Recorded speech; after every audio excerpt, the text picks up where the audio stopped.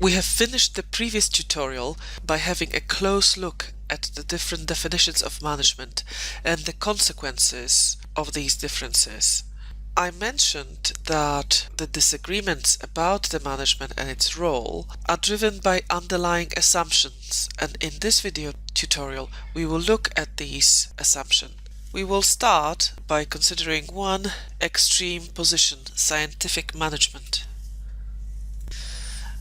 Frederick Winslow Taylor was an American engineer who was keen on improving efficiency of industrial processes, and that focus led him to become one of the first management consultants. Taylor believed that systematic observation and study of work can lead to higher efficiency, specifically that we may study work in a scientific manner akin to that found in natural sciences. He believed we can objectively observe, measure, and assess how people work, for example by measuring the width of shovels, and then devise a rule that will determine the best way of carrying any tasks. Taylor's view was that management is a science akin to natural science, and that management knowledge can be advanced by using the same scientific methods and instruments as applied to natural scientists. This position is called strong positivism, and it's an extreme orientation in management research. Taylor's work was underpinned by a set of radical beliefs about management. As we have seen in previous videos, these beliefs have been subsequently challenged and different assumptions were put forth about the nature of management and the role of management as a subject. And all these different views are underpinned by varied assumptions which concern ontology, epistemology, and axiology of management. Ontology is concerned with the nature of reality. Ontology captures a set of assumptions that researchers have about the way the world operates and the commitment they hold to a particular view of this world.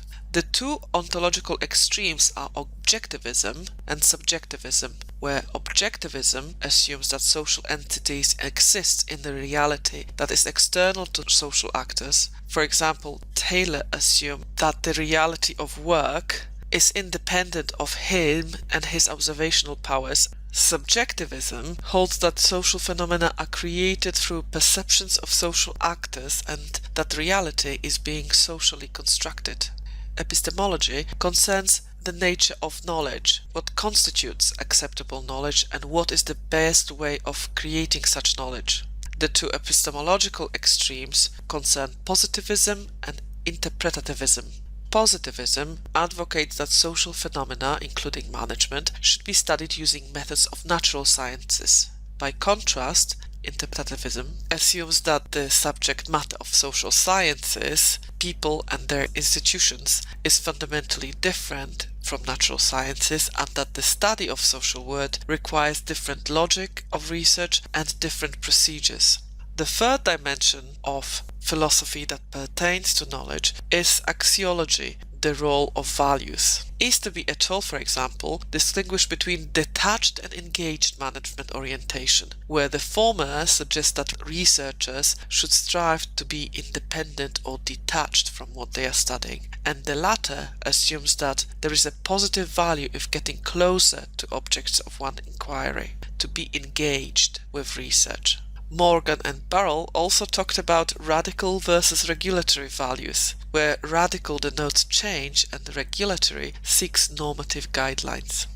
The entire set of assumptions concerning ontology, epistemology, and axiology defines one research orientation, a system of values and beliefs.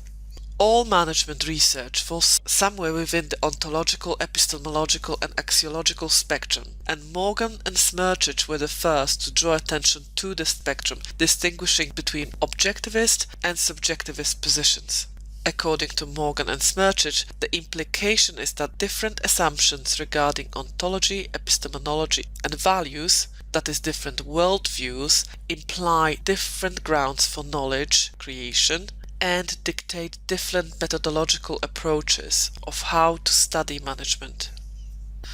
Why does yours or anybody else's set of assumptions about the world, knowledge and management matter? They do matter for several reasons. Firstly, our philosophical assumptions influence what we decide to investigate and how we go about investigating it.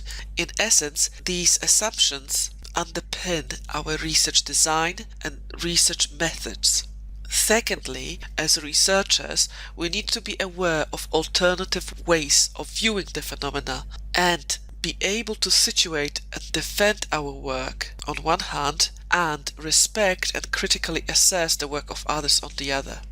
Kuhn, a famous philosopher of science, in 1970 began to talk about research paradigms that described clusters of beliefs and assumptions that researchers in particular disciplines share and which influence the shared conception of how subjects should be studied, how research should be done, and how the results should be interpreted.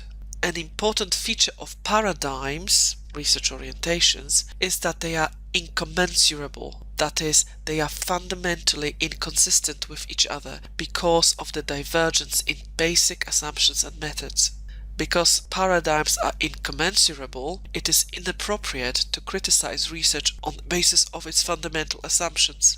For example, it is inappropriate to criticize phenomenological research because it takes an interpretativist view, and similarly, it's inappropriate to criticize positivistic research just because it assumes reality is out there.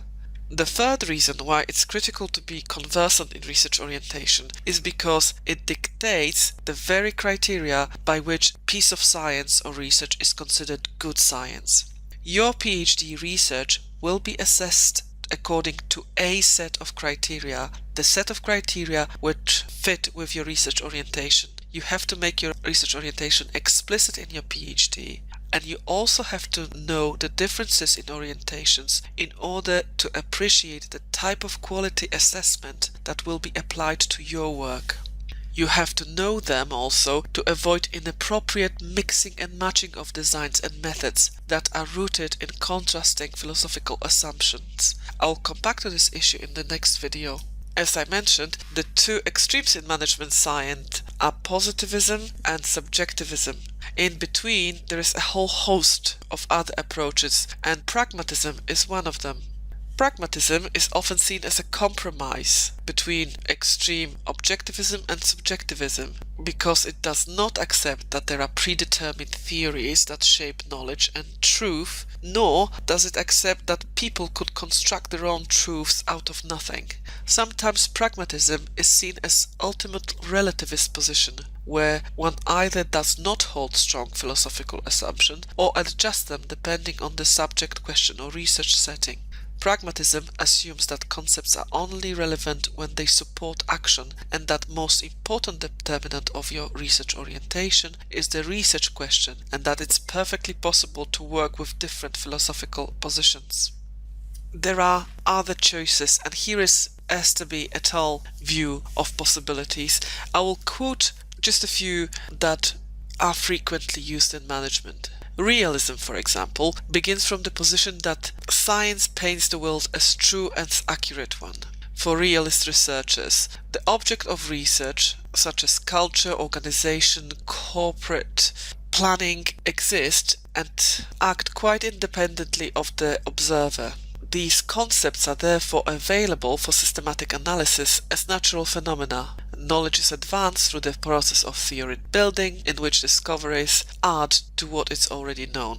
Critical realism is another compromise position, often portrayed as midway between positivism and subjectivism. Critical realism starts with a realist ontology, which recognizes that social conditions have real consequences, whether or not they can be observed, but then incorporates the subjectivist thread, which recognizes that social life is both generated by actions of individuals and has external impact on them. By contrast, phenomenology is an interpretativist position that holds that any attempt to understand social reality has to be grounded in people's experiences about that reality. Hence, phenomenology insists that we must revisit our immediate experience of phenomena in order to gain new understandings. Phenomenology becomes an exploration via personal experience of prevailing cultural understandings. Postmodernism emerged as a reaction against positivism and modernity in general, whilst postmodernism emphasizes multiplicity, ambiguity, ambivalence, and fragmentation. In terms of research, the primary task of a researcher becomes the construction of text to expose how values and interests are embedded within it. The focus is on how social world becomes represented in text and how meanings are produced within texts. I will finish this session with an illustration of how your research orientation, specifically in this example, your view of management knowledge, influences research design and methods.